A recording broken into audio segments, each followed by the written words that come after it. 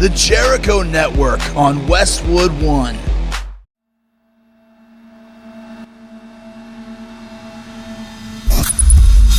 Just before we get started with today's show, I want to fill you in on an upcoming episode of the Rock and Roll Twilight Zone. We're putting together a special Q&A episode. The episode will feature questions from you, questions that you feel have gone unanswered in previous episodes, or questions that we haven't even dealt with before on the show. Here's your opportunity to unload all of your burning questions. And if I can't answer it, we'll find the person who can. Record your questions, including your name and where you're from. Then email your audio to me at rrtz.questions@gmail.com. That's rrtz.questions@gmail.com. This special Q&A edition of the Rock and Roll Twilight Zone will drop later this summer.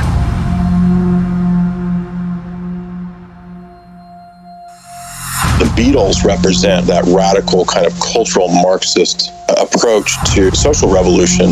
The Beatles were supposed to push drugs to decent American kids.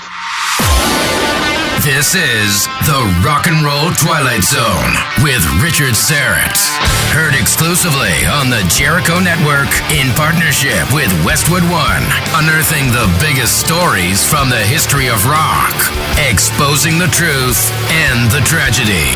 The stories behind rock's immortals. The Rock and Roll Twilight Zone. What might happen is that we blow your mind. Here's your host, Richard Serrett.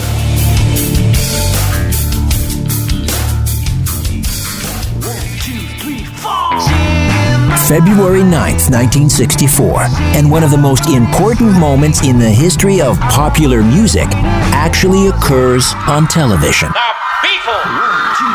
It was witnessed by a record 73 million viewers.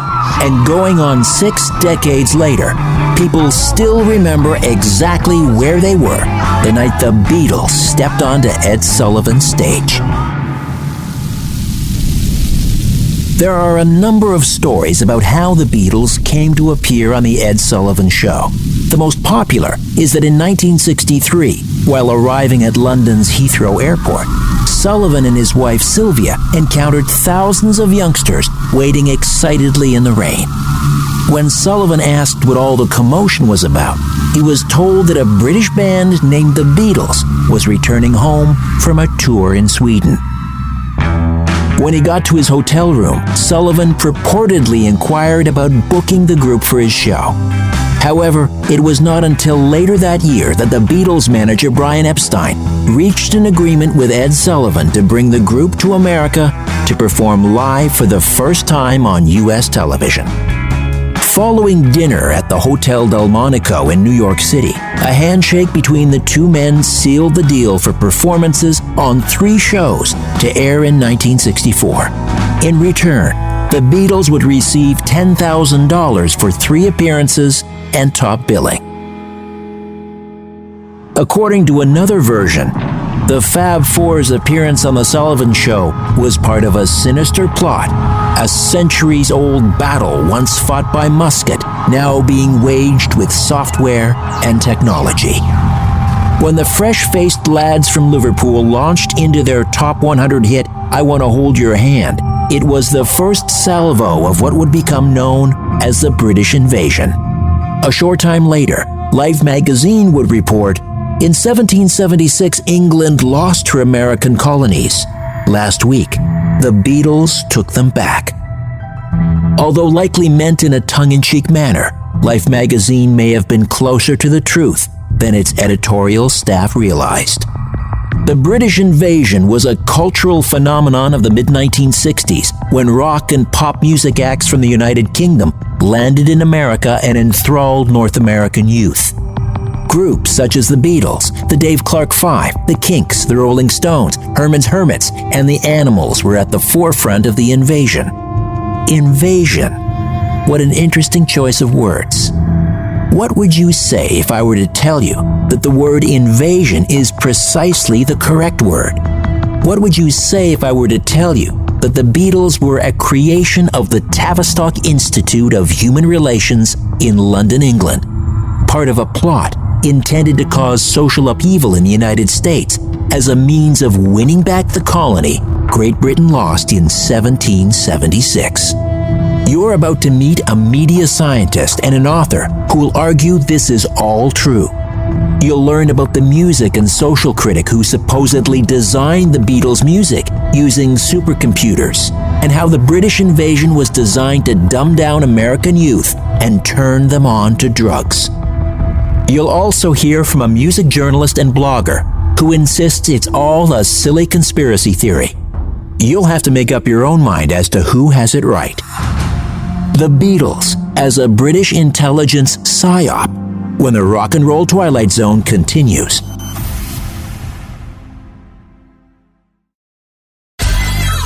Welcome back to the Rock and Roll Twilight Zone. Here's Richard Serrett. On this episode of the Rock and Roll Twilight Zone, we're exploring the strange theory that the Beatles were a creation of the infamous British think tank, the Tavistock Institute. In order to understand the why and the how, it's important to go back to the beginning, all the way back to 1776 and the American War of Independence. Nelson Thall is a media scientist who studied under the great communications theory guru Marshall McLuhan. What's interesting is while Cornwallis, the British general, surrendered to Lafayette, the French general, the war between Britain and France ended. However, Cornwallis never surrendered to General Washington, and the battle continued with the War of 1812, which was just the continuation of the war between Britain and America. And then the Civil War wasn't a civil war, but a British-financed Southern Army. That just continued the 1776 battle, the ancient quarrel. Remember, the British Crown owned America. It was Crown land like it is in Canada. To them, America was Crown land too, and they wanted it back. And that's what's been going on since 1776. They've been at war using various weaponry since 1776. And over time, over hundreds of years, as electricity and electric computers came into fashion, the military used electronics as well as guns, etc., to fight the wars. It went into the software world, and the Beatles were exactly that, a mind control software program developed by the Psychological Warfare Division of the British Army. Thall is hardly alone in embracing what seems on the surface to be a totally outlandish theory. A former member of Great Britain's Foreign Intelligence Service, MI6, John Coleman, wrote several books on this subject, including Conspirators' Hierarchy, The Story of the Committee of 300. Dave Gerard is a blogger with rocknerd.co.uk and a music journalist. Coleman's rationale is for having all these British invasion bands land in America was to provide some sort of element to cause a, quote, major irreversible cultural revolution. This was his huge Aquarian conspiracy, a huge elaborate conspiracy, which this was just one part of. Introduce drugs and sex and riots and street gangs and so on. There's a PDF that came out in the 70s, a white paper called Changing Images of Man, and this was done by, I believe, Stanford Research in concert with some of the Tavistock research. And what Changing Images of Man proposed was the idea that in order to change culture on a large scale, you would have to change man's image of man himself. So man's self-view had to be altered, and one way to do that would be through several decades of alterations in education, alterations in the culture, alterations in the idea of what it is to be American. Americanism itself had to be altered, and this was quite consciously, intentionally changed. And so the way that you do that is not to try to go after older generations. You have sort of business phases set for each generation. So the baby boomers and their generation, they had a specific message that was kind of given to them. And then you have, I guess, my generation, and then you have now the millennials. And each one of these quite consciously is given a different stage of this programming. And to make it very simple, the end goal is world government. That's Dyer, a pop culture analyst who deconstructs the deeper messages, symbols, and predictive programming subtexts that underlie various forms of media, including films and music.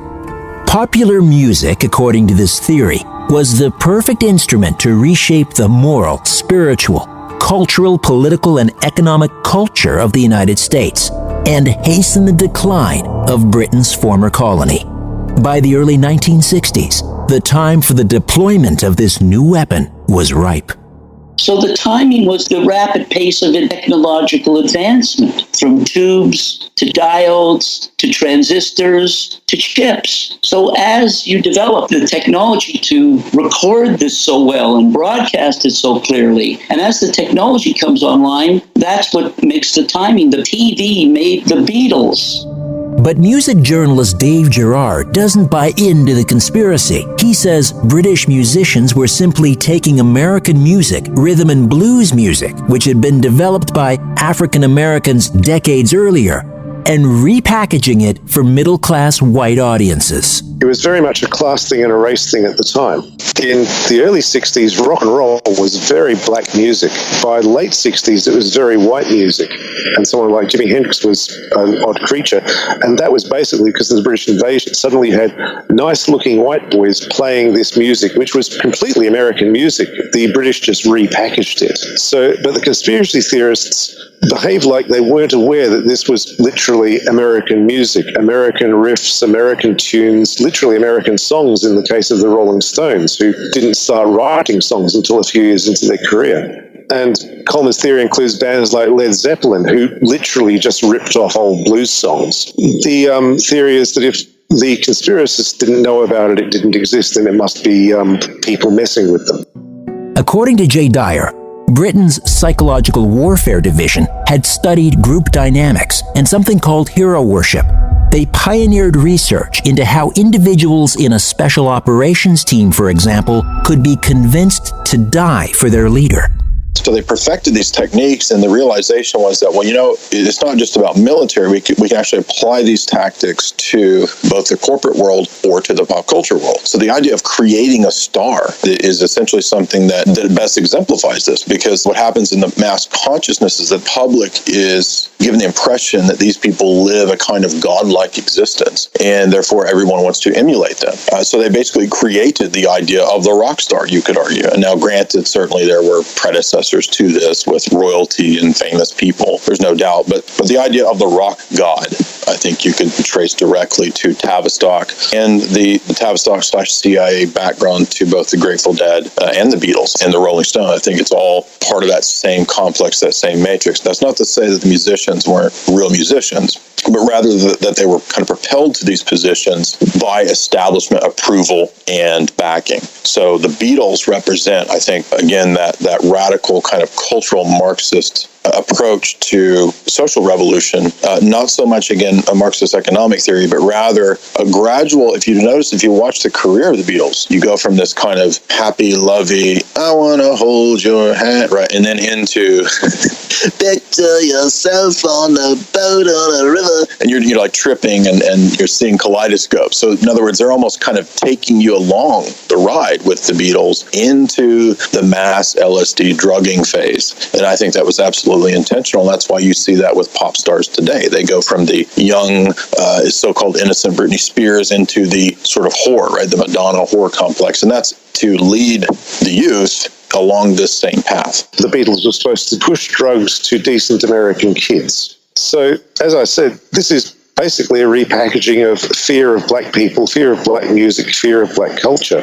The war on drugs, starting with marijuana being banned because black people liked it and white people were into alcohol instead. You had legitimate anti-war musicians, and what the establishment wanted to do was to co-opt the energy of youth and the creativity of the musicians out of real concerns like having a coherent stance or position against the war for a coherent reason, and steer it off into degenerate hedonism, just sort of total lasciviousness, total moral abandon, and to become like Jim Morrison, bombed out of his mind on stage, having sex with the microphone and the speaker. That was done on purpose, really to delegitimize and de-energize real anti-war sentiment. So I think that the Beatles are another great example of that. Not that they were ever really political, but rather that they are the preeminent example of a non-political band that is quite intentionally brought over to sell the ideas of social change and social engineering. They realized it was something exotic. Let's bring a British band over to the U.S. that would have a sort of exotic appeal. And it also eventually brings the Far Eastern sort of New Agey ideas of Maharishi Mahesh Yogi and transcendental meditation at the same time, as well as the CIA promotion of LSD. Lucy in the Sky with Diamonds was very visible and conscious. You can imagine the subconscious. The conscious thing they talk about is only a tip of the iceberg. Below that, there's tons of ways in which you look at the music of the Beatles, and it promotes drug taking, and you should listen to it. And to get the full meaning, you get it by getting high and then listening to the music. So they promote the drug taking both within its effect and with its cause and the content of it. And they were very successful because they then supplied the need. Let's get high on LSD. Well, then they sell the LSD. And then that whole idea of, drug taking is by low-life dopes. They had to break that. And that's where they brought in the Tim Leary with the LSD. And he's a Harvard professor. So now all the lawyers and the doctors and the accountants who were maybe not going to it because it was for the bums, now it's like, hey, Leary's doing it. Let's try it.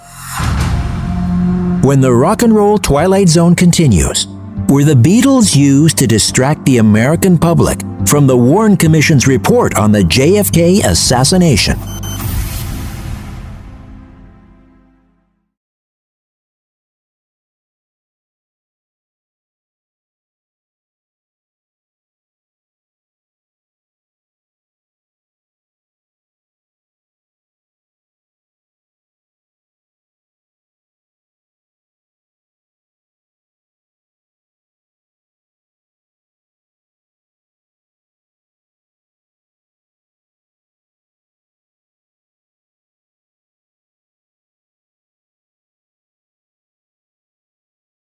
Yeah, are you ready for the program?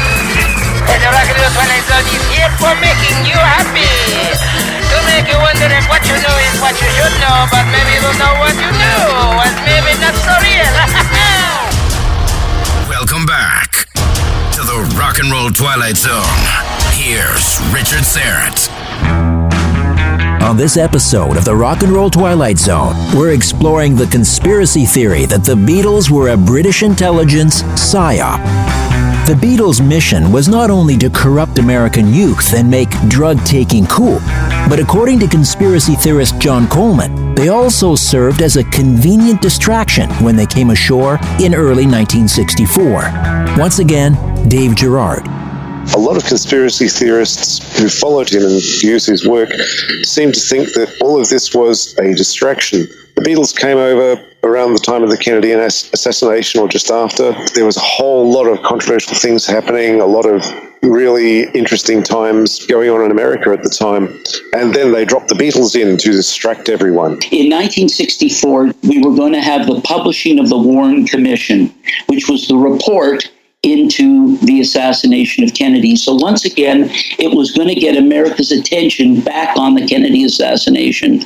They didn't want that. So in order to make sure that that gets distracted, they brought in the Beatles. Really, this is a conspiracy theory view that nothing is a coincidence when actually most things are, because life keeps on going, and the UK and the US were both huge countries with a lot of things happening all at the same time. So a lot of coincidences are going to happen, and this was really one of them. Certainly the Beatles were dropped into the middle of a seething morass of politically important things, but then they could have been dropped into it any time 5 years before or after, and you could have said the same thing.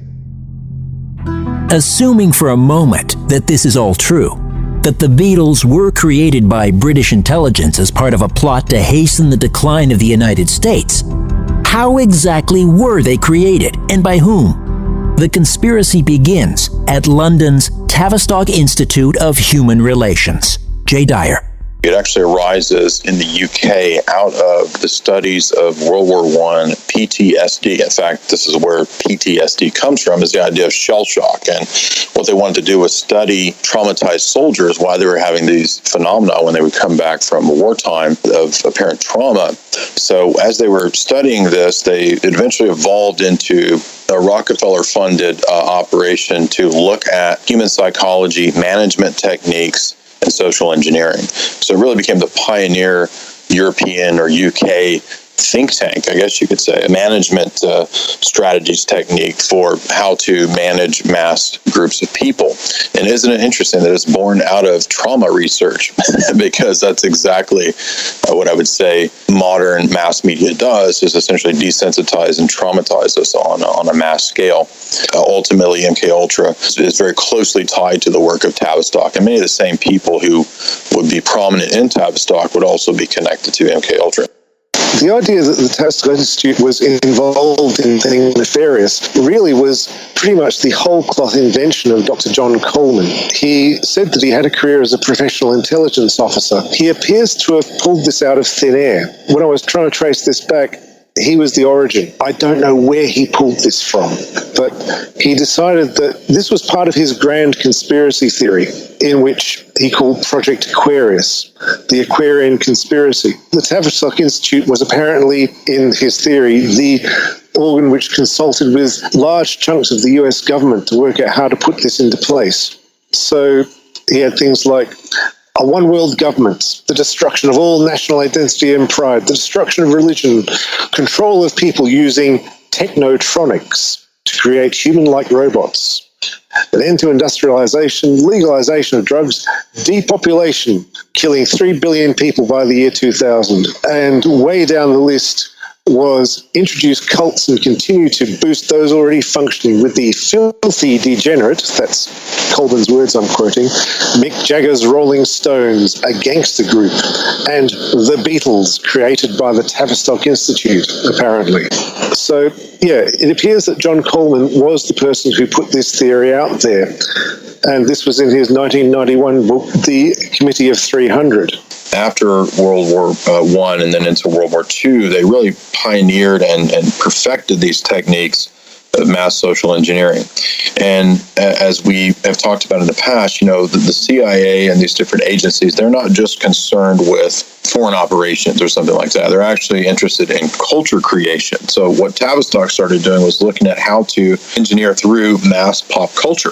And what they did was they came up with the application of psychological warfare techniques in wartime to peacetime, to mass audiences, mass social settings, and then also by extension through popular culture. So I think you could truly say that you have the creation of toxic culture coming from the Frankfurt School working in tandem with Tavistock. The Frankfurt School Dyer just mentioned was a collection of German scholars and intellectuals who were proponents of a particular approach to cultural criticism. According to the conspiracy theory, the Frankfurt School worked alongside Tavistock to foment cultural revolution. It was later branded cultural Marxism. It's commonly used by right-wingers, and particularly the far right and alt-right, to dismiss anything that they consider not sufficiently right-wing. But it actually meant something originally. Originally, it was a snarl word used by actual communists who thought that the Frankfurt School were hipsters, basically. They thought that they weren't committed enough to the struggle, that they were just faffing about with all this art stuff, and called them, oh, you're only cultural Marxists. And that it was later adopted by the right-wing as a snarl word was really weird. The Frankfurt School was essentially a branch of Marxists known as the critical theory Marxists, who diverged from the Soviet bloc, Eastern Bloc communist-style Marxists, because the Soviet bloc-style Marxists favored the idea of Stalinism and kind of the dictator-type view, and at least we're told the Frankfurt School Marxists were more into the ideas of freedom and a little more interested in seeing revolution as opposed to top-down control. Now, that idea of revolution on the part of the Frankfurt School is not, something positive. What they mean is counterculture, radical revolution. And so this is actually spelled out in a lot of the Frankfurt School writers like Adorno. Horkheimer and Adorno have a book, Dialectic of Enlightenment, where they discuss this process of perpetual cultural revolution. And so really from the Frankfurt School is where we get the idea of cultural Marxism. And this is basically not so much the economic theories of Marx, but rather the revolutionary ethos as applied to culture. Now, most people think, well, maybe was this just the Soviets and the KGB? No, actually, it was the CIA, or its predecessor, the OSS, that brought the Frankfurt School Marxists to the U.S. to actually help the OSS and later the CIA craft culture. And that's documented. It was that's in Foreign Affairs magazine. You can look up the history of that. One of the leading members of the Frankfurt School was a philosopher, sociologist, and composer named Theo Adorno. Adorno was known for his critical theory of society. In his book, The Committee of 300, former British intel agent John Coleman claims Adorno was involved in this Beatles experiment. Coleman claims that Adorno actually wrote the music, but that he also wrote the lyrics for the Beatles, and that it was, in typical conspiracist thinking, that it was all trigger words designed to allude to things that were other parts of the conspiracy. The general conspiracist theme that all the conspiracy is actually being waved right in your face if only you know to look for the words. Someone who is the A&R rep for the record company, his job was to now start looking for the music and the lyrics, and he'd be working under George Martin. And Theo Adorno was the guy, let's just say he was responsible for producing it, because he didn't really write it, but he rewrote it, and he put it through the computers and recomputerized it. These Bletchley Park Enigma computers. The Enigma computers worked on it and really redesigned the music in order to fall in line with musical postulates that they knew would work to confuse the mind. If you listen to a great symphony, there's no drum set, no drums. There's a bass drum, but there's no drum set. So there's not a tribal chant beat, a mesmerizing tribal chant beat. And that's what the rock and roll brought in, was this mesmerizing, sampling, constant beat and making it subaudible. And that they realized was a way of altering people's mind. There's all these special effects these people are aware of, and they employ it using computers and otherwise. And that's why we have Muzak at the malls. We go there and we start shopping. Why? Because the music's designed to be like the smell of good cooking sits in the background there, altering you, but you not being aware of it. Adorno is worth mentioning here because he did have extensive studies in music and music theory, but he also saw that music and music theory could be turned to changing the youth culture and altering culture on a large scale. And of course, that idea is not new. It goes back to Plato. Plato was very afraid of music to the degree that he even considered banning poets and musicians in his ideal republic. But Adorno kind of borrowed from this idea, and he discussed the possibilities of interjecting not just such extreme ideas as necrophilia and bestiality into pop culture, but even degenerate music. And for him, atonal, syncopated, out of step, dissonant music, he believed, that was very repetitive, would actually produce in the mass psyche dissociation. So quite literally a traumatized dissociative state through very dissonant music. And he discusses this in his writings. If you listen to the beat of it, it's not iambic pentameter, which is a Shakespearean and a biblical way of doing it. It's counter. It's really counter iambic pentameter is what it is. So he starts to change the structure of the music so that it's not natural. And so, again, he's one of these premier Frankfurt School guys who talked about the need to break down culture. And he also talked about the need to break down culture because the family, he said, is what creates fascism. Right? To have a mom and a dad and children is inherently a fascist institution, and it had to be destroyed. And what better way to destroy that than through sex, drugs, and rock and roll? But for Dave Gardner, Theo Adorno is a strange choice for Coleman and others to pick as the mastermind behind the Beatles' music. Adorno was a cultural critic as well. He wrote about culture and society. To a large extent, he was the embittered music blogger of his day. He had a lot of opinions, and he was going to tell you all of them. Now, his actual musical tastes were at the cutting edge of classical music at the time, in the early 1900s. He was particularly fond of 12-tone, which was Schoenberg's thing. The basic rule was you have 12 notes, you use each note once, and that makes up your phrase. Or you can only use a certain number of the notes or a certain number of times. This was particularly created by Schoenberg, who was a quite conventional composer before that. Then he hit upon this 12-tone thing, and basically it made his name, and it was hugely influential in 20th century music, particularly on jazz and film music. Now, Adorno went, this is the stuff, and he composed himself as well. If you go on YouTube, we'll find a lot of Adorno recordings. They're actually quite good examples of the form. I mean, they're difficult listening. They're horrible racket. They're erudite, cultural horrible racket. So this was the stuff that Adorno was into. He hated popular culture. He thought it was manipulative trash, sort of like what Coleman posits, that this was trash to manipulate people, but Adorno just thought it was part of the culture industry manipulating people in order to sell them trash. He really, really hated jazz. He really, really hated pop music, and he particularly disliked the Beatles.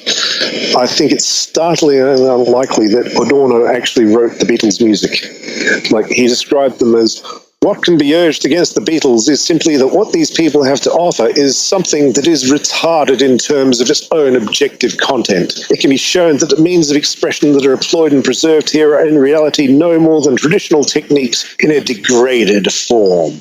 So yeah, Adorno wasn't really into the Beatles.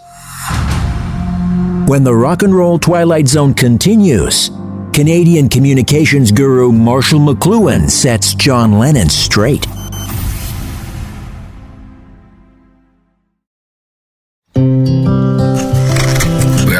Folks, just sitting out the back porch here whittling with my good friend Richard Serrett.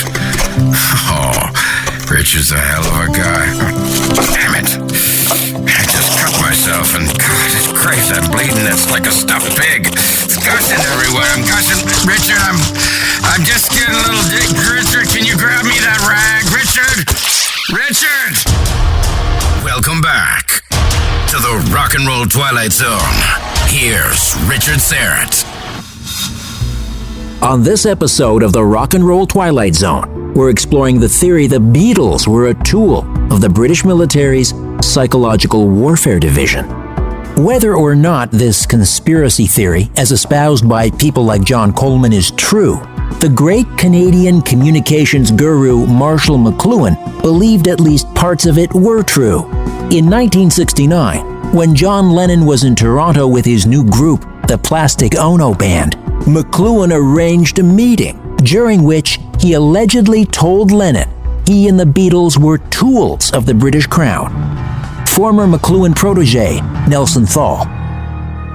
Basically, the Sermon on the Mount by McLuhan to Lennon stopped him in his tracks and made him think about how perhaps all those little things that you thought about and saw in the past that you disregarded were a pattern of a bigger pattern, even though they were small at the moment. And yeah, wait a second. I have been used as a useful fool. I fell into it. And by the time I realized it, I didn't want to think about it too much because it was too late anyway. McLuhan said, look, there's a big operation here of British intelligence going on here that's bigger than you. Well, Lennon got angry and he went huffing and puffing out of the room, and he was heard to say as he left the room, McLuhan is sort of crazy and he's conspiratorial, etc. And he came back 2 days later apologizing and told McLuhan that he's absolutely right. And of course, that's when he figured, oh, what am I going to do to sort of repent from having been a useful fool? And let me start to try and get people's attention. And he started to rebel in various ways. And of course,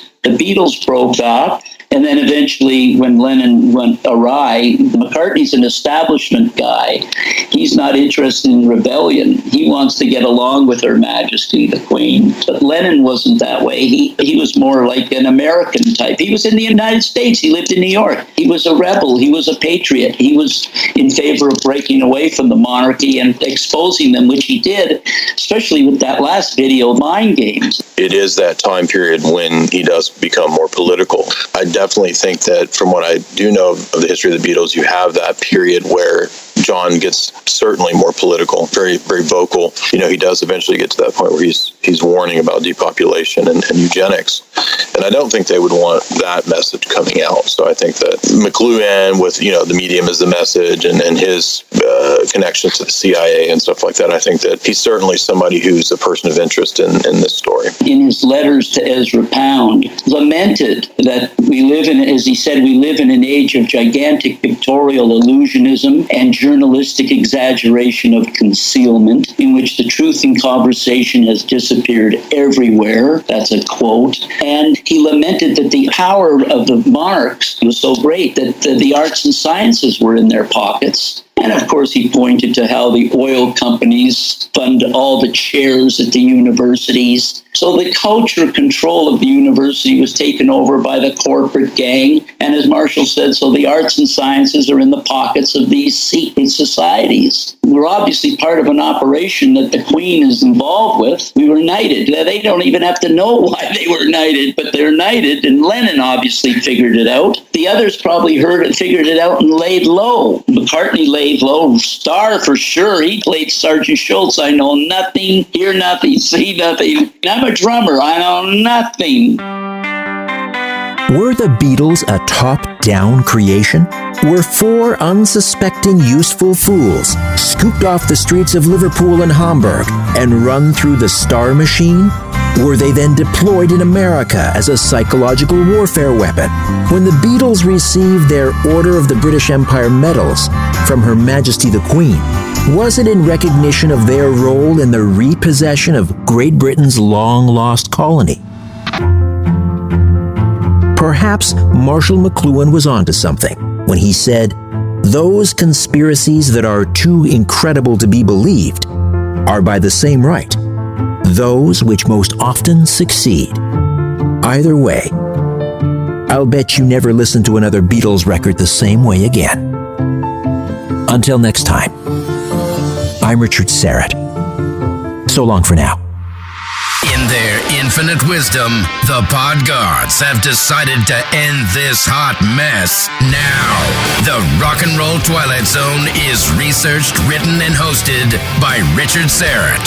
Produced by David Whalen. And I'm Jamie Watson. The Rock and Roll Twilight Zone with Richard Serrett. Heard exclusively on Westwood One and the Jericho Network. Listen next week. Oh, we will. You are obese. Well, we will rip you from your comfort level and I'm not kidding. Have a great week. I didn't get enough show. Download new episodes every Wednesday. Rate and review at Apple Podcast and Google Play. Please be sure to like and give us a 5-star rating and review.